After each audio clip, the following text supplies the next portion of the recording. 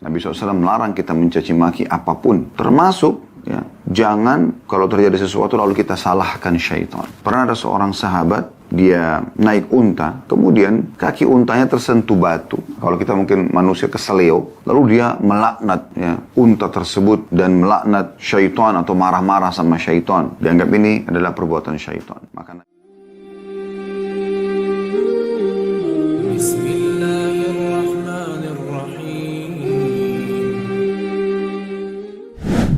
Assalamualaikum warahmatullahi wabarakatuh. Alhamdulillah, wassalatu wassalamu ala rasulillah. Segala puji dan puja kehadirat Allah subhanahu wa ta'ala, juga salawat dan taslim kepada Nabi besar Muhammad sallallahu alaihi wa ala alihi wa sahbihi wasallam.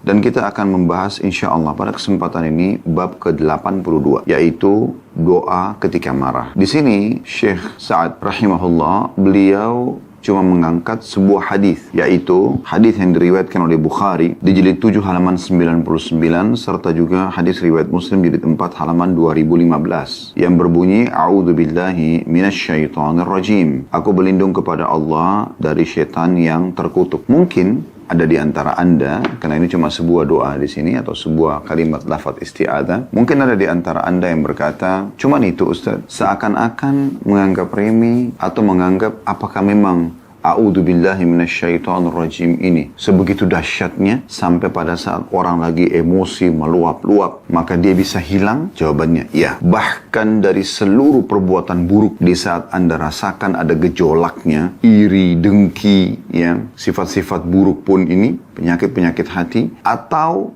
sikap di luar hati kita, seperti ya kasarnya kata-kata, tajamnya tatapan mata, tangan yang sering memukul misalnya, kaki yang menendang, ya, kemaluan diletakkan bukan pada tempat yang halal, semuanya bisa hilang ya, dengan isti'adzah. A'udzubillahi minasyaitonirrajim. Saudaraku seiman, dalam pembukaan ini kita perlu titik beratkan dulu, syaitan itu memang musuh kita, dan Allah subhanahu wa ta'ala mengatakan dalam Al-Quran, innahu aduun mubin. Iblis dan pengikutnya adalah musuh yang nyata. Aduun lakum fattakhiduhu aduwa. Musuh buat kalian, maka jadikan mereka sebagai musuh-musuh kalian. Musuh berarti jangan berteman, jangan mendekat, jangan ya, negosiasi, jangan segala-galanya. Kalau musuh, kecuali dalam keadaan darurat, kalau memang peperangan terjadi ada negosiasi, tapi umumnya bukan negosiasi. Kalau musuh ya, jelas musuh. Kalau ada orang yang mau damai, tidak dianggap musuh. Tapi orang yang keluar untuk memerangi Anda, jelas itu adalah musuh yang sifatnya harus dilawan. Tidak bisa tidak. Dan kalau Anda lawan, maka Anda akan menang. Dalam Islam, kita tidak boleh mencaci maki sembarangan. Nabi SAW melarang kita mencaci maki apapun, termasuk ya, jangan kalau terjadi sesuatu lalu kita salahkan syaitan. Pernah ada seorang sahabat, dia naik unta, kemudian kaki untanya tersentuh batu. Kalau kita mungkin manusia keseleo, lalu dia melaknat ya, unta tersebut dan melaknat syaitan atau marah-marah sama syaitan. Dianggap ini adalah perbuatan syaitan. Maka Nabi SAW mengatakan, jangan kalian mencaci maki syaitan itu, karena kalau kalian bilang itu akan membuatnya besar, bahkan seperti besarnya sebuah bangunan. Tapi beristi'adzahlah, mintalah perlindungan kepada Allah subhanahu wa ta'ala, karena Allah lebih tahu sebagai penciptanya bagaimana menghadapi syaitan itu. Maka itu akan membuat syaitan mengecil sampai seperti lalat. Jadi apapun yang kita merasa terganggu dari keinginan melakukan pelanggaran-pelanggaran agama, durhaka kepada sang pencipta Allah subhanahu wa ta'ala, maka dari syaitan, dan kita berlindung kepada Allah dari dia. Dan ini jangan dianggap kita tidak sedang menyerang dia, tapi sebaliknya kita sedang menyerang dia, tapi dengan cara yang sang pencipta ajarkan. A'udzubillahi minasyaitonirrajim artinya aku berlindung kepada Allah dari syaitan ar-rajim. Kalau di Indonesia terjemahkan terkutuk, ya. Bisa juga bermakna ar-rajim dari kata-kata rajam, ya, yang Allah mengatakan dalam surah Al-Mulk, وَجَعَلْنَاهَا رُجُومًا لِلشَّيَاطِينَ, dan kami jadikan bintang-bintang itu sebagai rujum, ya, alat untuk memanah dan membakar syaitan-syaitan tersebut. Jadi Allah subhanahu wa ta'ala kalau kita mengatakan a'udzubillahi akan menghukum syaitan-syaitan yang sedang mengganggu kita itu. Dan ini kalau kita yakin dalam hati, maka akan sangat bermanfaat buat kita. Saudaraku seiman, kita bicara tentang masalah emosi ataupun marah. Bagaimana Islam memandang masalah marah ini. Ya. Marah itu kalau bukan karena Allah subhanahu wa ta'ala. Maksudnya karena Allah subhanahu wa ta'ala, misalnya ada agama Allah dilanggar, Allah dihina, Al-Quran dihina, Nabi Muhammad SAW dihina, lalu Anda marah, ini tepat sasaran. Tapi kalau selain karena agama Allah dilanggar, lalu Anda marah, maka itu adalah jelas ya, alat atau perangkat beracun syaitan yang dimasukkan ke dalam hati manusia. Agar dada itu membara, urat-urat saraf menegang, wajahnya memerah, bahkan akhirnya semua yang berhubungan dengan akal sehatnya, murninya dan jernihnya hati nurani hilang. Jadi sekali lagi, marah itu kalau karena Allah, sebagaimana disebutkan dalam sebuah hadis yang sahih, baginda Nabi SAW itu, beliau tidak pernah marah kalau berhubungan dengan haknya pribadi. Tapi beliau akan marah di saat haknya Allah dilanggar. Di situ baru beliau marah. Seperti beliau kalau ceramah tentang hal-hal yang memang butuh perhatian khusus agar orang jangan melanggar perintah Allah, wajah beliau memerah. Gitu. Suara beliau meninggi. Sallallahu Alaihi Wasallam. Tapi selain daripada itu, semua beliau hadapi dengan sangat tenang. Makanya beliau Sallallahu Alaihi Wasallam pada saat meninggal dunia, itu hanya ada beberapa lembar rambut putih saja. Karena emosional ini mengganggu semuanya. Marah ini teman-teman sekalian, efeknya besar sekali. Buruk sekali. Kalau selain daripada tadi yang kita bahasakan, karena Allah Subhanahu wa Ta'ala, dia mendatangkan banyak efek-efek yang buruk. Pikiran, ide buyar, mata jadi melotot, lisan jadi tajam, tangan jadi melayang, kaki jadi melayang, menendang misalnya. Bisa menyakiti orang-orang di sekitar kita. Bahkan kadang-kadang orang yang tidak salah pun bisa tersakiti.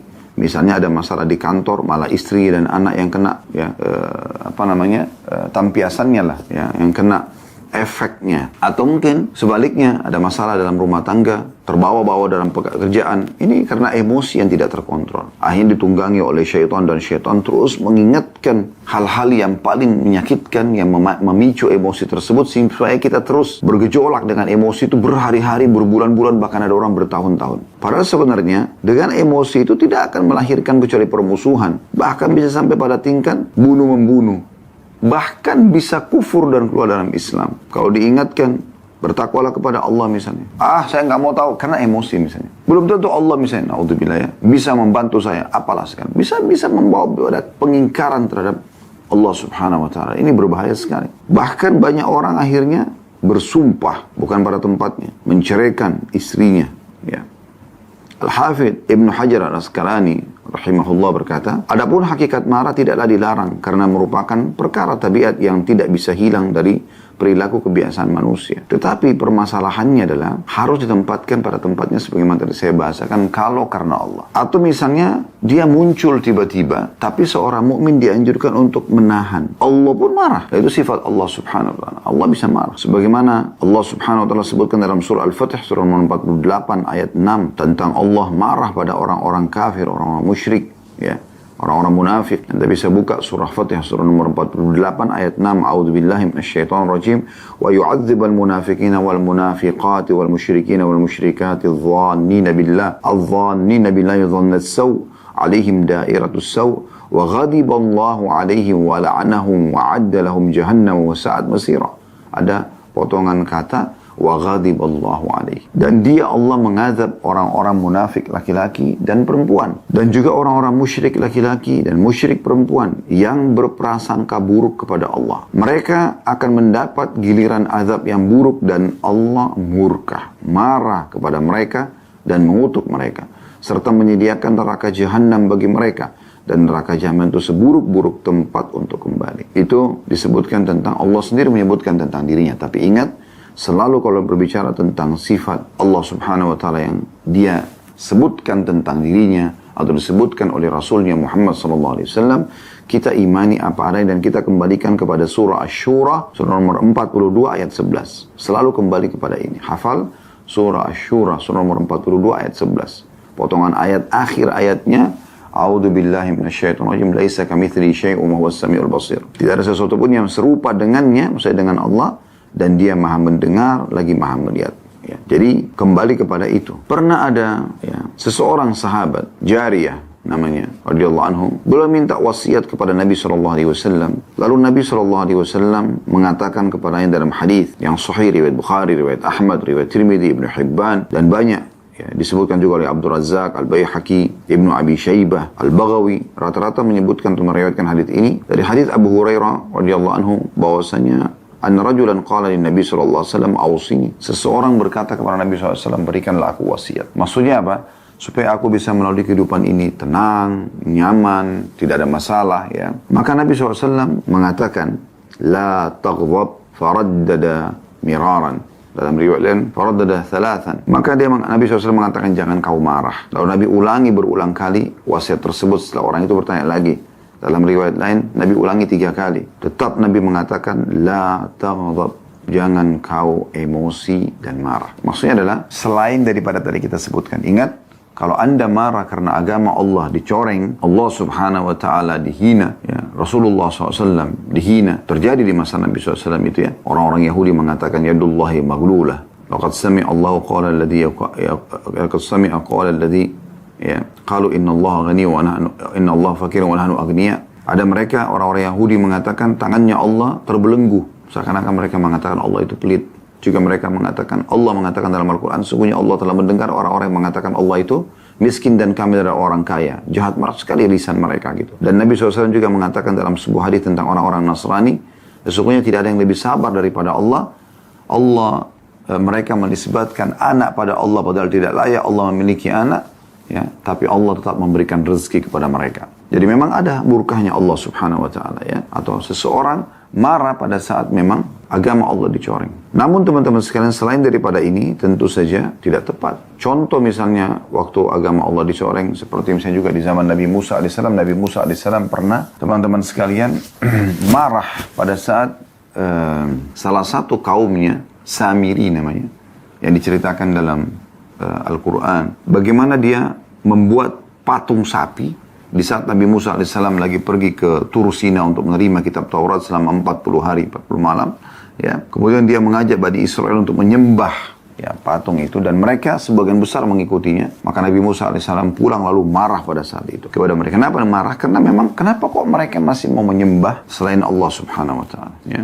Itu pula Nabi SAW menyuruh beberapa sahabat untuk segera menyerang satu kaum yang memang mengolok-olok Nabi SAW. Bahkan beliau memerintahkan sebagian orang untuk dibunuh langsung. Seperti kasus ya, seorang Yahudi yang bernama Abu Rafi', yang setiap kali ada orang yang menghina Nabi SAW, menghina Allah, menghina Islam, ya, maka dia selalu berikan duit, dibayar. Sampai kata Nabi SAW, siapa yang bisa menyelesaikan urusannya Abu Rafi' ini? Maka Abdullah bin Abi Atiq radhiyallahu anhu, sahabat Nabi yang mulia, mengatakan, saya Rasulullah. Lalu dia pergi dengan beberapa temannya untuk membunuh Abu Rafi'. Dan ada beberapa kasus-kasus yang lain tentunya ya, di zaman Nabi SAW. Intinya teman-teman sekalian, kalau untuk agama Allah tidak ada masalah. Tapi kalau selain daripada itu, sedikit-sedikit marah, apa saja marah, tidak ada hubungannya sama masalah agama, hanya karena istrinya telat makan, lupa siapin pakaian, misal sepatunya, atau anak-anaknya mungkin melakukan kesalahan, namanya anak-anak keliru di rumah,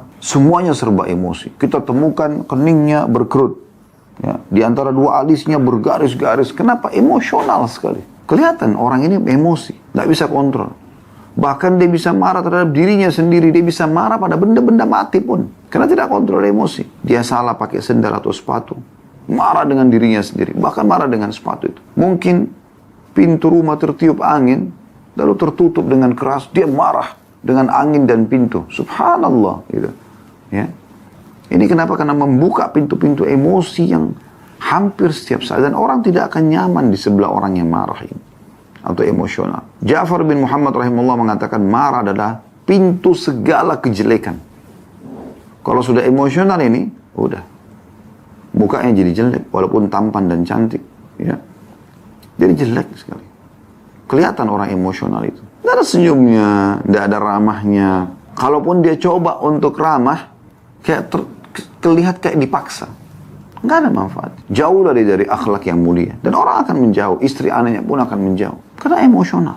Dikatakan kepada Abdullah bin Mubarak rahimahullah, kumpulkan untuk kami akhlak yang baik dalam satu kata. Coba semua akhlak yang baik ini, dalam satu kata bisa nggak? Maka kata beliau, meninggalkan amarah, meninggalkan emosi. Itu gabungan semua akhlak yang baik. Begitu mereka memahaminya. Demikian pula Imam Ahmad rahimahullah dan Ishaq rahimahullah menafsirkan bahwa akhlak yang baik adalah meninggalkan amarah. Itulah sebab mereka mengatakan ini karena mereka kembali kepada hadis tadi. Riwayat Bukhari, hadis Abu Hurairah radhiyallahu anhu tentang Jarirah atau Jariyah ya tepatnya namanya. Sahabat Nabi ini yang minta wasiat, lalu Nabi SAW mengatakan jangan kau marah. Ternyata luar biasa, kan dia minta wasiat ini. Maksudnya seakan-akan dia mengatakan sahabat ini, ya Rasulullah berikan saya wasiat, nasihat, yang saya bisa hidup tenang, hubungan saya sama Tuhan bagus, hubungan sama manusia bagus, saya senang, saya bahagia, disenangi juga oleh orang, disenangi oleh Allah, semuanya maknanya itu masuk dalam itu. Mirip dengan tadi pertanyaan orang-orang kepada Abdullah bin Mubarak rahimahullah. Beritahukan kami gabungan akhlak seluruhnya. Karena kalau mau diri satu-satu kan banyak, jujur, amanah, tanggung jawab, ini, itu, ini, segala macam gitu kan. Banyak.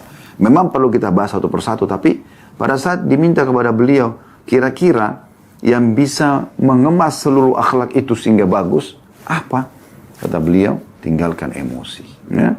Dan ada seorang sahabat yang sangat bijaksana. Tenang sekali kalau menghadapi masalah-masalah. Itu Nabi SAW mengatakan, sesungguhnya pada dirimu ada khaslatani yuhibbuhum Allah. Dua sifat, dua karakter yang Allah cinta dari dirimu. Al-hilmu wal-anat. Kedewasaan dan ketenangan jiwa. Artinya apa? Tidak emosi. Semuanya dengan tenang. Seberat apapun masalah yang dihadapin, tetap dia dengan tenang memecahkannya atau menghadapinya. Maka kita akan temukan orang seperti ini, luar biasa gitu. Ya. Luar biasa pengaruhnya dalam kehidupan dia. Baik dalam jiwa dia sendiri, raut wajahnya, ya, mungkin juga rambutnya.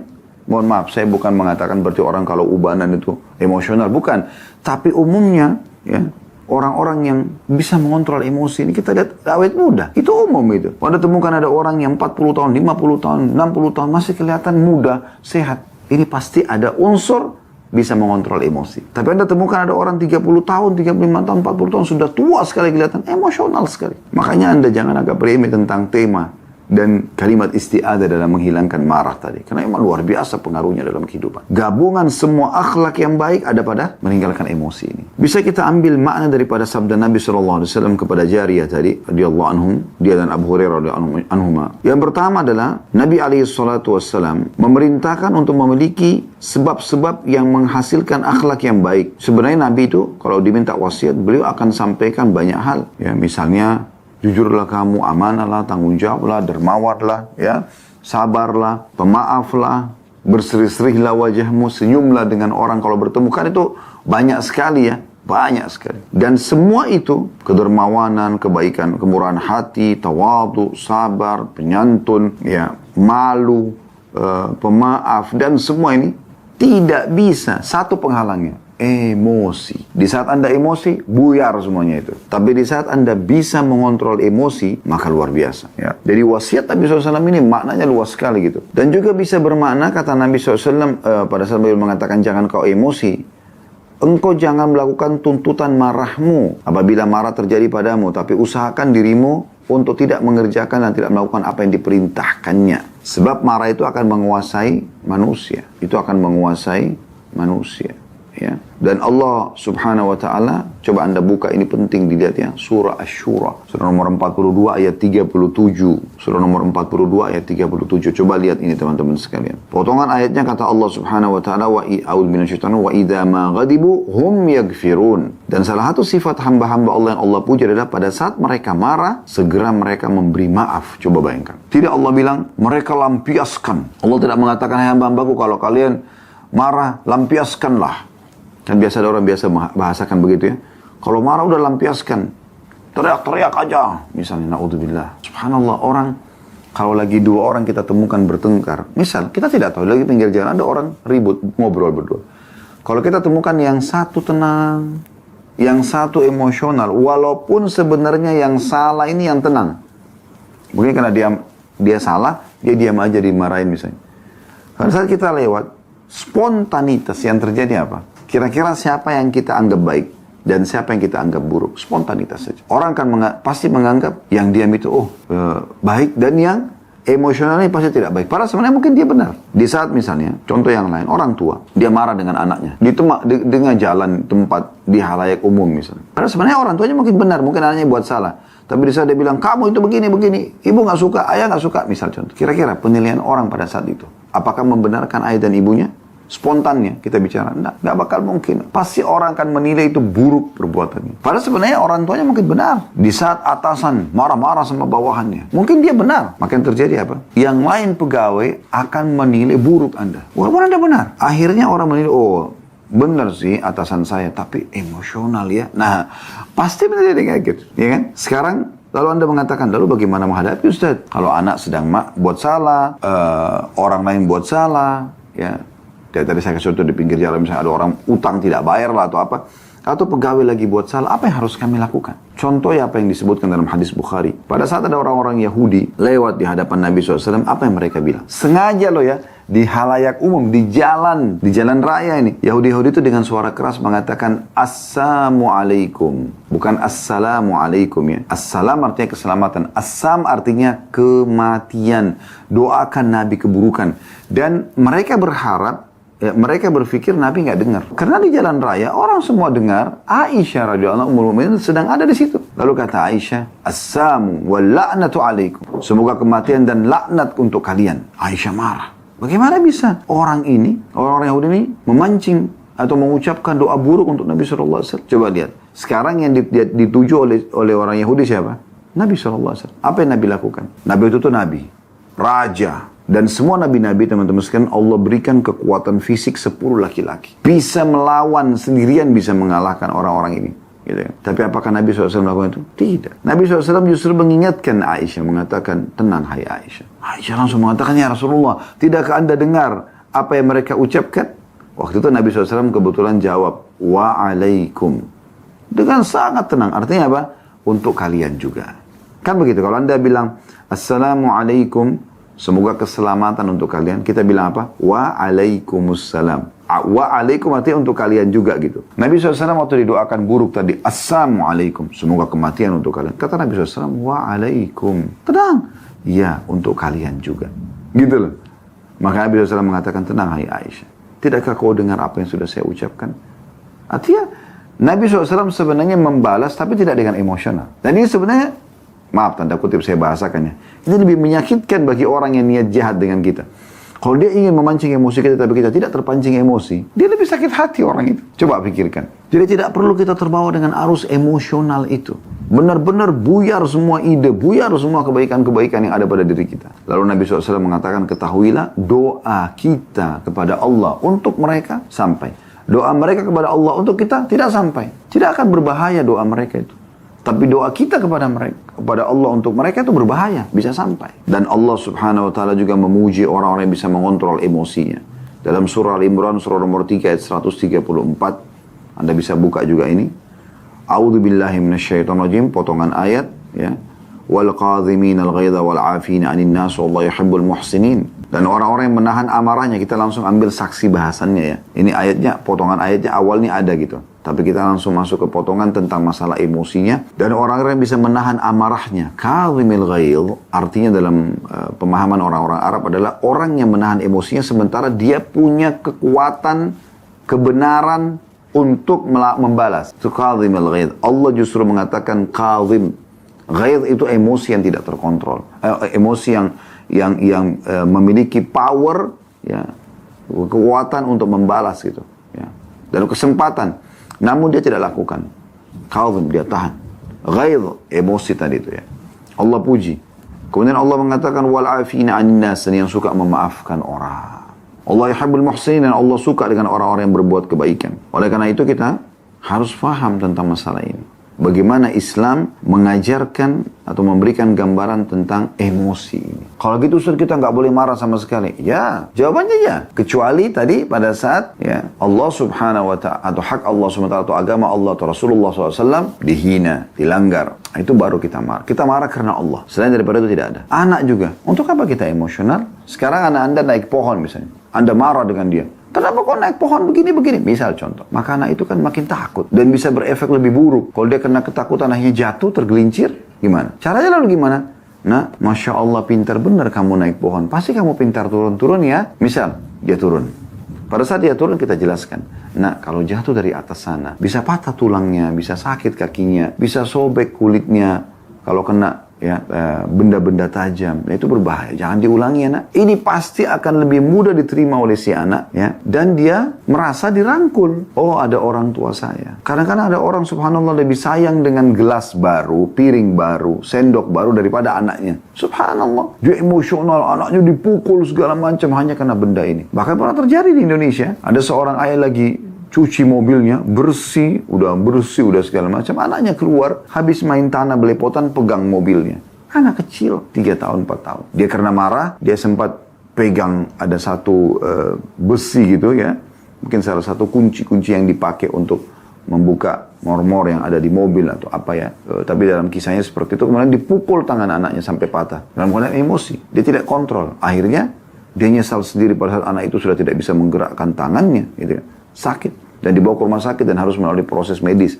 Nah ini tidak ada manfaatnya. Pada saat Anda kecewa dengan istri, kecewa dengan suami, Anda marah-marah. Manfaatnya apa kira-kira? Enggak mendatangkan manfaat. Gitu. Kita boleh menunjukkan ketidaksukaan kita. Apa kata Aisyah radhiyallahu anha? Ya Rasulullah, saya tahu Anda kalau tidak suka sesuatu dari raut wajah Anda. Atau beberapa sahabat mengatakan kami tahu kalau Nabi SAW tidak suka sesuatu terlihat dari raut wajah beliau sallallahu alaihi wasallam. Yang kita ralat tadi perkataan Aisyah ya. Tapi perkataan para sahabat yang mengatakan kami mengetahui kalau Nabi SAW tidak suka sesuatu bukan dengan marah beliau, tapi kami mengetahui dari raut wajah beliau yang berubah sedikit. Bayangkan pernah waktu kisah ifk, kisah fitnah Aisyah berzina dengan Safwan. Itu kisah yang luar biasa dalam Al-Quran digambarkan dalam surah An-Nur. Waktu itu satu kota Madinah tersebar berita kalau Aisyah selingkuh. Coba bayangkan. Naudzubillah. Kita tidak bisa bayangkan kalau ada informasi seperti ini tersebar satu Indonesia, pasangan kita selingkuh. Coba bayangkan. Kan berat sekali gitu ya. Walaupun tidak dilakukan, orang sudah nyorotnya, sudah nggak benar gitu.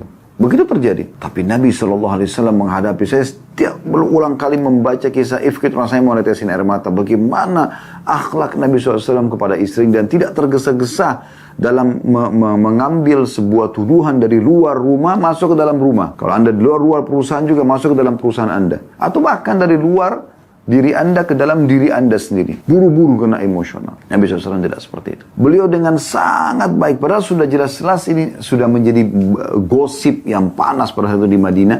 Kalau Aisyah berzina. Dan indikasi ke situ. Karena Aisyah sempat tertinggal dari pasukan. Kemudian ada Safwan radhiyallahu anhuma. Ada Safwan. Ya, dia sama Aisyah saya katakan tadi radhiyallahu anhuma. Ada Safwan yang ditugaskan oleh Nabi SAW untuk menyisir jalan dilewati oleh pasukan. Jadi Safwan ini bertugas setiap kali kalau pasukan sudah jalan, dia paling terakhir kalau pasukan sudah tidak nampak, dia jalan. Nanti kalau ada tertinggal kendi, perisai, ada barang-barang sahabat yang jatuh, dia yang mungut. Maka tidak ada Aisyah, dia dekatkan untanya lalu Aisyah naik di atas, lalu kemudian mereka jalan. Tapi sepanjang jalan tidak ngomong apa-apa. Terjadi begitu. Maka pada saat tiba di tempat peristirahatan pasukan, di tengah siang bolong, Nabi SAW sempat tanya mana Aisyah, maka dikatakan sahabat tanya, cari nggak ketemu. Mereka pikir Aisyah ditangkap oleh musuh. Waktu itu baru pulang dari peperangan. Subhanallah, lewat ya.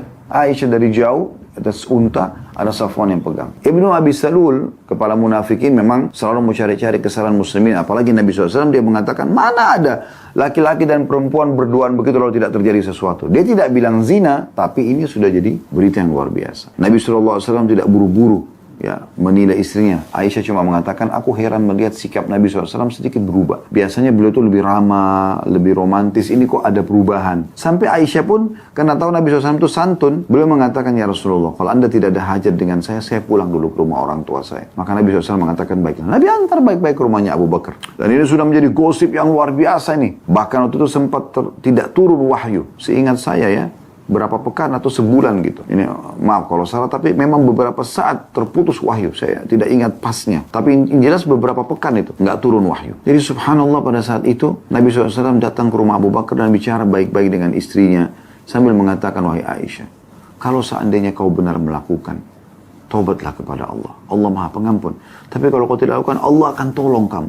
Masih bisa bicara begitu, coba bayangkan. Nah, kalau anda mendapatkan gosip tentang istri anda selingkuh, suami anda selingkuh, bagaimana kira-kira kalau anda tidak bisa kontrol emosi? Karena bisa saja kita salah. Sama juga dengan berita-berita ini teman-teman. Ini penting yang tersebar secara nasional. Loh, buru-buru kita menghakiminya. Akhirnya terjadi dua kubu, bahkan kadang-kadang ada suami istri, ya. Dalam pilpres, dalam pilkada, dalam segala macam. Jadi dua kubu mereka pun ribut. Kenapa harus seperti ini? Kenapa harus sampai seperti itu? Bahkan kadang-kadang emosional. Mungkin tidak berhubungan biologis gara-gara kasus di luar rumah mereka. Apa hubungannya gitu? Ya semoga Allah SWT menyelamatkan kita. Saya bukan sedang menyinggung pilpres dan pilkada. Jangan lagi dipelintir potongan ceramah ini gitu. Secara umum ada orang begitu kan. Karena tidak bisa, intinya kembali kepada mengontrol emosi.